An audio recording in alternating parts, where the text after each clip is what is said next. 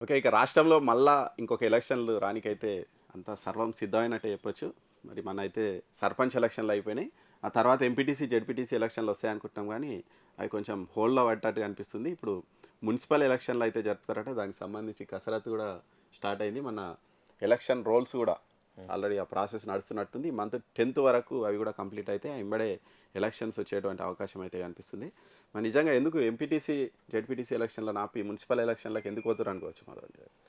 ఇక ఇవి ZPTC, MPTC అనేటువంటిది దానికి సెంట్రల్ ఫండ్స్ అనేటువంటిది ఏం లేదు కాబట్టి దీనికి హ్మ్. గ్రాంట్స్ అయితే ఉన్నాయి. సెంట్రల్ గ్రాంట్స్ అయితే ఉన్నాయి. 15th ఫైనాన్స్‌వి పైసలు వచ్చేది ఉంది. అది మార్చి 31 వరకు చేయాల్సినటువంటి పరిస్థితి ఉంది. హ్మ్. సో ఆ నేపథ్యంలోనే కంపల్సరీ ఇవైతే చేయాల్సినటువంటిది ఉంది. ఇంకోటి ఏంటంటే ఇప్పుడు జెడ్పీటీసీ, ఎంపీటీసీ చేయకపోయినా పెద్ద నష్టం లేదు. ఎందుకంటే ఆల్రెడీ సర్పంచులు వచ్చేసారు. స్థానిక సంస్థల ఎన్నికలు, స్థానిక పట్టణాల ఎన్నికలు జరగాల్సినటువంటిది. ఎందుకంటే ఇవి జిహెచ్ఎంసీ ఆల్రెడీ చూస్తున్నా ఎన్ని రోజుల నుంచి పెండింగ్లో ఉంది. ఇంకా చేస్తే ఇంకా మొన్న చూసిండే ఆల్మోస్ట్ ఆ స్థానిక సంస్థల ఎన్నికల్ని కాంగ్రెస్ పార్టీకి అంతే. మట్టు కోల్పోతుందా అన్నటువంటి నిజంగా అంటే ప్రమాదం. 60% వచ్చింది. అధికారంలో ఉన్నది మొన్ననే అధికారంలోకి వచ్చింది. అది 80% వరకు రావాలి. కానీ వాళ్ళకి 60% సో వచ్చినటువంటి పరిస్థితి ఇంకా అయితే లేట్ ఉంది. చేస్తే వ్యతిరేకత వచ్చే అంశాలు ఉంటాయి. రెండవది స్థానిక పట్టణ సంస్థలు ఎట్లుంటాయి ఇంకా. సో లైట్లు పోయినా సరే, డ్రైనేజ్ అయినా సరే, శానిటేషన్ అయినా సరే, పల్లెటూరు అంటే అట్లో ఇట్లో నడుస్తుంది. అవును. కానీ పట్టణాలలో అట్లా ఉండదు. ఆ వ్యతిరేకత స్టార్ట్ అయిందంటే చాలా డేంజర్ అవుతుంది. అవును. ఇంకా ఇప్పటికే లేట్ చేయొద్దు. ఆ నేపథ్యంలోనే అంతో ఇంతో తోసేయచ్చు. పార్టీ గుర్తులతోటి జరిగేది కాబట్టి సీఎం రేవంత్ కూడా చాలా సీరియస్గా డిస్కస్ చేయాలి దీని మీద అనేటువంటిది కూడా మెసేజ్ అయితే పంపించిండంట. వచ్చే నెల సీఎంఏ డైరెక్ట్ మున్సిపాలిటీలో దాదాపు ఒక 6 నుంచి 10 సభలు కూడా చేయాలన్నటువంటి నెక్స్ట్ ఆలోచనతో మంత్ ఉన్నారంట. 3rd నుంచి సీఎం పర్యటనలు కూడా ఉన్నాయంట. మున్సిపాలిటీలో అంటే ఈ టౌన్లలోనే పర్యటిస్తుంట. మనం కూడా చూసినాం మనం. కరెక్ట్ ఈ స్థానిక సంస్థల ఎలక్షన్లు వస్తుంటే కూడా ఆయన కొన్ని పర్యటనలు చేసిండు. అవును. కోడ్ రాకుండా. అవును. మరి ఇప్పుడు కూడా కోడ్ పరిధిలోకి రాకుండా ఆయన పర్యటనలు ప్లాన్ అయితే చేస్తున్నారట. మరి నెక్స్ట్ మంత్ 3rd నుంచి. మరి ఈ నేపథ్యంలో ఇక ఎలక్షన్ షెడ్యూల్ ఈ మంత్లోనే వస్తుందంట. అంటే బహుశా పండుగ అయిపోయిన తర్వాత, సంక్రాంతి పండుగ తర్వాత ఎలక్షన్ షెడ్యూల్ రావచ్చు.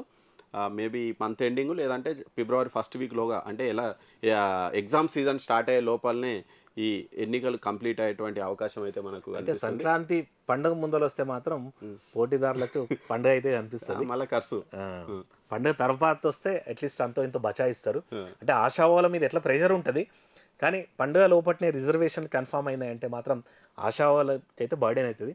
ప్రభుత్వం ఇప్పుడు కూడా మళ్ళీ 42% రిజర్వేషన్ అయితే కాదు, మళ్ళీ సేమ్. అంటే వాళ్ళకి అర్థమైంది. ఇంకా అందరూ అంటే 42% రిజర్వేషన్ గురించి అందరూ మర్చిపోయినట్టు. ఇప్పుడు ఎలక్షన్లు పెడితే చాలరా అన్నట్టు అయిపోయింది. అంతే కదా. అది ఇంతకుముందు ఏమో రిజర్వేషన్ పెద్ద లైన్ పక్కన చిన్న లైన్ ఉంటేనే పెద్ద లైన్ వాల్యూ అనేటువంటిది తెలుస్తుంది. అదే. సో అట్లా ఇప్పుడు ఆ 42% రిజర్వేషన్ల గురించి ఎవరు మాట్లాడతలేరు. అంత క్లోజ్ అయిపోయింది. ఇప్పుడు ఎన్నికలు అయితే చాలనుకుంటున్నారు. రెండోది 42% రిజర్వేషన్ అయిపోయినా సరే మొన్న చాలా చోట్ల అంటే వాళ్ళు అనుకున్న దానికంటే బీసీలు మంచి మంచి స్థాయిలో గెలిచారు. దాదాపు 50-55% 55% గెలిచినటువంటి నేపథ్యం ఉంది. అవును. సో ఈవెన్ పట్టణ సంస్థల ఎన్నికల్లో కూడా అదే జరిగేటువంటి అవకాశం లేకపోలేదు. అవును. ఎందుకంటే చాలా చోట్ల మంచి బీసీ నేతలు కూడా మంచి స్ట్రాంగ్గా అయినటువంటి పరిస్థితులు ఉన్నాయి. కేవలం ఆ బూచి పెట్టుకొని ఇన్ని రోజులు టైం వేస్ట్ చేసిన అనేటువంటి మాటనే వినిపిస్తుంది ఇప్పుడు. నిజంగా ఇప్పుడు అయ్యేటువంటి ఎలక్షన్లు అయితే ఎమ్మెల్యేలకు కావచ్చు, మంత్రులకు కావచ్చు, కానీ పెద్ద సవాలని చెప్పాలి. ఎందుకంటే మొన్ననే కొంతమంది ఎమ్మెల్యేల పరిధిలో కొద్దిగా తక్కువ గెలిచిరని 18 మంది ఎమ్మెల్యేలను కార్నర్ చేసిరండి. ఇప్పుడు మళ్ళీ వాళ్ళ మీద ఇంకా ప్రెజర్ పెరిగే అవకాశం ఉంది. అయితే ఇక్కడ చూడవచ్చు, ఇగో ఇక్కడ వీళ్ళు రాసిరు కూడా. ఇప్పుడు అత్యధిక వార్డులు గెలవాలని ఎమ్మెల్యేలు వీళ్ళు బాగా టార్గెట్ పెట్టుకురంట. ఒకవేళ ఈ మున్సిపాలిటీల్లో తక్కువ కనుక గెలిస్తే మరి వచ్చే ఎలక్షన్లలో వారికి ఎమ్మెల్యే టికెట్ కట్ చేయడంపై ఎన్నికల ద్వారా ఒక అంచనాకు రావచ్చు అని కూడా వాళ్ళు ఆల్రెడీ వాళ్ళు అనుకుంటున్నారట. సో రెండోది ఏంటంటే ఈ మున్సిపాలిటీస్ అనేటువంటిది ఎమ్మెల్యేల భవిష్యత్తును, ఎమ్మెల్యేల రాజకీయ ఫ్యూచర్ని కూడా డిసైడ్ చేస్తుంది అన్నటువంటి మాట అయితే ఇంటర్నల్గా చాలా సీరియస్గా వినిపిస్తోంది. ఎందుకంటే కంపల్సరీ మున్సిపాలిటీస్ ఎక్కువ కొట్టిన ఎమ్మెల్యేల భవిష్యత్తే బంగారంగా ఉంటుంది. అట్లీస్ట్ నెక్స్ట్ ఇంకొక టికెట్ వచ్చే బాట ఉంటుంది. ఈ 3 ఏళ్ళు కూడా కొంచెం వాళ్ళకి పులపాన్పు లాగా అవుతుంది, లేకుంటే ముల్లబాట అయిపోతుంది. ఈవెన్ టికెట్ కూడా డేంజర్లో పడేటువంటి అవకాశం ఉందంట. ఎందుకంటే చాలా సీరియస్ అయితే సీఎం అయితే ఆలోచిస్తున్నారంట. ప్రభుత్వ వ్యతిరేకత స్టార్ట్ అయినట్టే కనిపిస్తున్నటువంటి వేళ ఎమ్మెల్యేలకైతే ఇది కఠిన పరీక్ష అనే చెప్పాలి. మొన్న మనం చూసినాం లాస్ట్ ఎలక్షన్లలో కూడా కాంగ్రెస్కు గ్రామీణ ప్రాంతాల్లోనే మంచి ఓట్లు పడ్డాయి. అవును. పట్టణ ప్రాంతాల్లో పర్లేదు. మరి ఇప్పుడు ఈ పట్టణ ప్రాంతాల్లో ఎలక్షన్లు అవుతున్నాయి అంటే వీళ్ళ మీద ఆల్రెడీ మొన్ననే ఓట్లు పడలేదు, ఇప్పుడు ఇంకా ఎఫెక్ట్ ఎక్కువ ఉండేటువంటి అవకాశం ఉంది కాబట్టి ఎమ్మెల్యేల పనితీరు కావచ్చు, సీఎం నిజంగా దీన్ని సీఎం పనితీరు కూడా మనం చూడాలి. యాక్చువల్లీ ఎమ్మెల్యేల మీద అంత యాంటీ అయితే లేదు వాస్తవానికి. మనం గ్రౌండ్లో తిరిగితే ఎమ్మెల్యేల మీద ఆ స్థాయిలో లేదు, ప్రభుత్వం మీద ఉంది. అవును. ప్రభుత్వం మీద వ్యతిరేకత ఉంది అన్ని విషయాల్లో.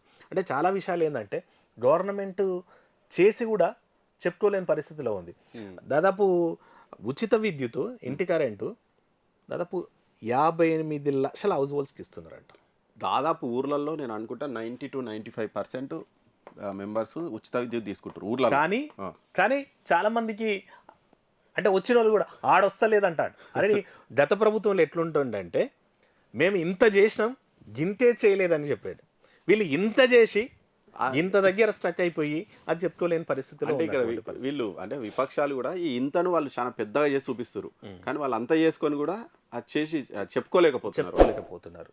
సో అంటే కొంచెం టెక్నికల్గా కూడా ప్రచారం చేసుకోవడంలో, పబ్లిసిటీ చేసుకోవడంలో రేవంత్ సర్కార్ బ్యాక్లో ఉంది. ఇది మరి స్థానిక సంస్థలు అయిపోయినాయి, దాంట్లో గ్రామీణ సంస్థలు అవి సర్పంచ్లు అయితే అయిపోయినాయి. మరి ఇవి వచ్చేటువంటివి పట్టణ సంస్థలో జరిగేటువంటి స్థానిక పోరు అనేటువంటిది అయితే రసవతరంగా ఉంది. సో ఇప్పటి నుంచి ఆశావాళ్ళు అయితే ఆల్రెడీ గ్రౌండ్ అయితే స్టార్ట్ చేసుకుంటారు. కానీ ఒకటి రిజర్వేషన్ అనేటువంటిది క్లారిటీ రావాల్సినటువంటి అంశము. సంక్రాంతి లోపే వచ్చేటువంటి అవకాశం ఉంటుంది. సంక్రాంతి ఇమీడియట్గా ఆల్మోస్ట్ 20 తారీఖు అంటున్నారు నోటిఫికేషన్ వచ్చేటువంటిది. రావచ్చు ఫిబ్రవరి 10th లోపల 10th వరకు ఈ ఎలక్టోరల్ రోల్స్ ఉన్నాయి కాబట్టి అవి అయిపోయినబడే వాళ్ళు రిజర్వేషన్లు కన్ఫర్మ్ చేస్తారు.